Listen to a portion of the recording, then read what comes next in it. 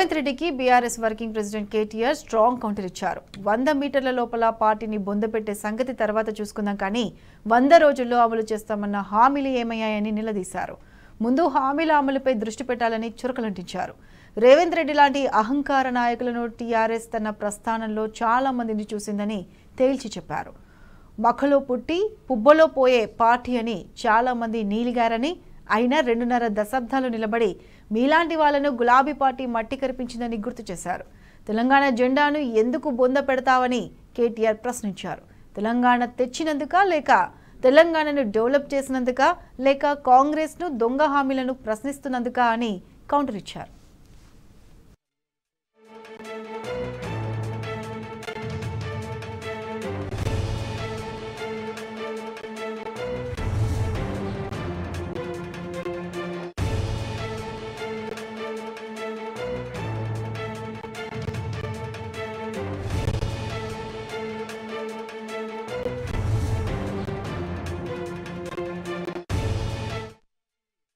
కాంగ్రెస్ బీజేపీపై నిప్పులు చెరిగారు కేటీఆర్. పార్లమెంట్ ఎన్నికల తర్వాత కాంగ్రెస్ బీజేపీ కలిసిపోతాయని తేల్చి చెప్పారు. రేవంత్ రెడ్డి కాంగ్రెస్ ఏక్నాథ్ షిండేగా మారతాడని స్పష్టం చేశారు. రేవంత్ రక్తమంతా బీజేపీదేనని, ఇక్కడ చోటా మోడీగా రేవంత్ రెడ్డి మారాడని దుయ్యబట్టారు. గతంలో అదాని గురించి అడ్డగోలుగా మాట్లాడిన రేవంత్ రెడ్డి ఈరోజు అదాని కోసం వెంటపడుతున్నాడని విమర్శించారు.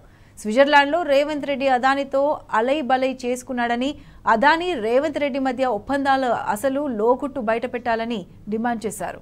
రాహుల్ గాంధీ అదాని గురించి వ్యతిరేకంగా మాట్లాడితే ఈరోజు రేవంత్ రెడ్డి అదాని కోసం అర్రులు చేస్తున్నాడని నిప్పులు చెరిగారు.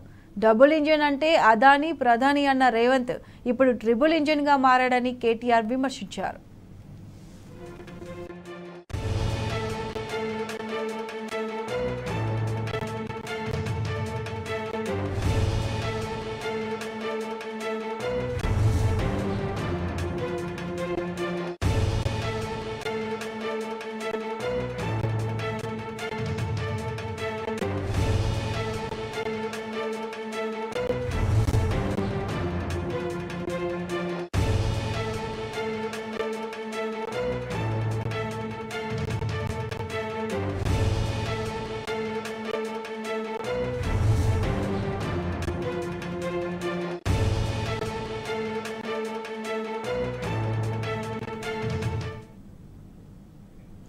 ఉచిత విద్యుత్ పథకం, గృహజ్యోతి హామీ ఏమైందని కాంగ్రెస్ సర్కార్ను ప్రశ్నించారు కేటీఆర్.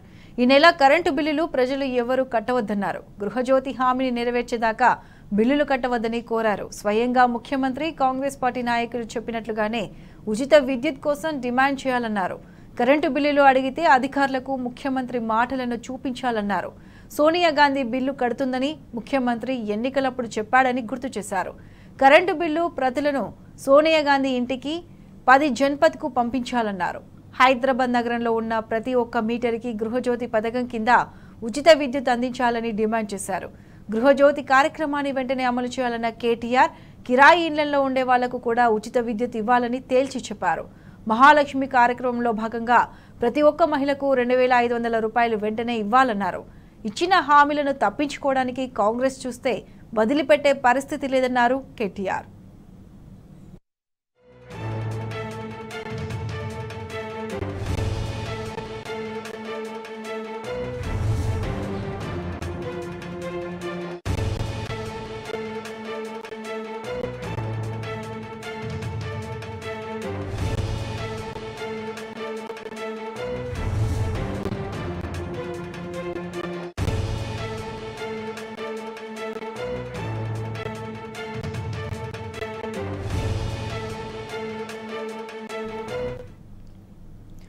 బీజేపీతో బీఆర్ఎస్కు ఏ రోజు పొత్తు లేదని, భవిష్యత్తులోనూ ఉండదని స్పష్టం చేశారు కేటీఆర్.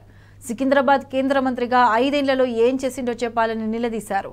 కేసీఆర్ ప్రపంచంలోనే అతిపెద్ద లిఫ్ట్ ఇరిగేషన్ ప్రాజెక్టు కడితే కిషన్ రెడ్డి సీతాఫల్ మండి రైల్వే స్టేషన్లో లిఫ్టులను జాతికి అంకితం చేశారని దుయ్యబట్టారు. ఇదే ఆయన చేసిన అతిపెద్ద పని అంటూ చురకలంటించారు. బీఆర్ఎస్ కేసీఆర్ ఆధ్వర్యంలో 36 ఫ్లైఓవర్లు కడితే ఉప్పల్ అంబర్పేట ఫ్లైఓవర్లు సంవత్సరాలైనా కట్టలేక చేతులెత్తేశారని మండిపడ్డారు. శాసనసభ ఎన్నికల్లో గెలుపు కోసం కష్టపడిన ప్రతి ఒక్క కార్యకర్తకు, నాయకునికి పార్టీ తరపున హృదయపూర్వక ధన్యవాదాలు తెలిపారు. హైదరాబాద్ నగరంలో గులాబీ జెండాకు ఎదురులేదన్న బలమైన సందేశం ఇచ్చిన పార్టీ కార్యకర్తలకు కృతజ్ఞతలు చెప్పారు. కేసీఆర్ నాయకత్వానికి అపూర్వమైన మద్దతిచ్చిన హైదరాబాద్ నగర ప్రజలకు ధన్యవాదాలు తెలిపారు.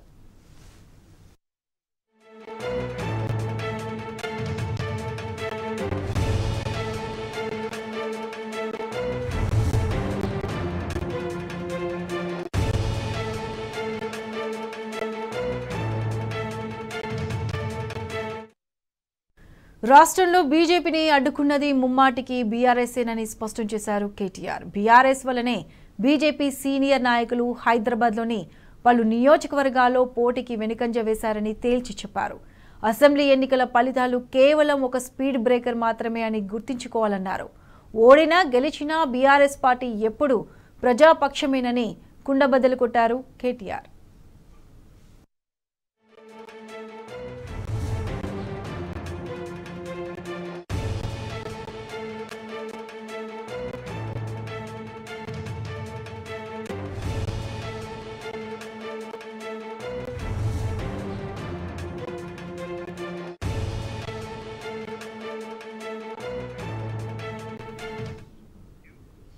ఇచ్చిన హామీలు ఏవి నెరవేర్చకుండా తప్పించుకునే ప్రయత్నం కాంగ్రెస్ చేస్తుందని బీఆర్ఎస్ వర్కింగ్ ప్రెసిడెంట్ కేటీఆర్ విమర్శించారు. కాంగ్రెస్ ఇచ్చింది 6 గ్యారెంటీలు కాదని 420 హామీలు అని ప్రజలు గుర్తించుకోవాలన్నారు. కేవలం 50 రోజుల కాంగ్రెస్ పాలనలో ఆటో డ్రైవర్ల నుంచి మొదలుకొని అనేక మంది ఆత్మహత్యలు చేసుకునే పరిస్థితి వచ్చిందన్నారు. రైతన్నలకు రైతు బంధు అందడం లేదని మండిపడ్డారు. మహిళలకు ఇస్తామన్న 2500 రావడం లేదని దుయ్యబట్టారు. వివిధ డిక్లరేషన్ల పేరుతో ఇచ్చిన ప్రతి ఒక్క హామీని కాంగ్రెస్ అమలు చేసేదాకా వెంటాడతామని కేటీఆర్ తేల్చి చెప్పారు.